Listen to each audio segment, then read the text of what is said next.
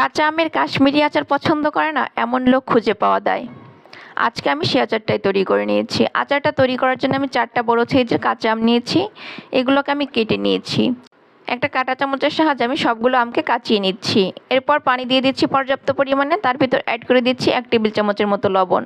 এই লবণ পানিতে আমি আমটাকে ভিজিয়ে রেখে দেবো আধা ঘন্টা। আধা ঘন্টা পরে আমগুলোকে পরিষ্কার করে ধুয়ে উঠিয়ে নিচ্ছি।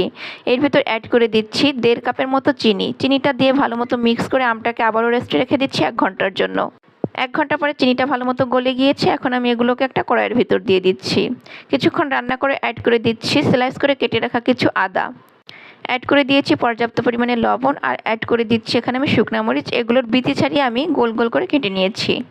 মিডিয়াম টু লো হিটে রান্না করে নিয়েছি। কিছুটা ভিনেগার অ্যাড করে দিচ্ছি। এভাবে আমি আরও কিছু সময় রান্না করে যখন শিরাটা একটু আঠালো আঠালো ভাব চলে আসবে তখন আমি এগুলোকে প্যান থেকে তুলে নিচ্ছি।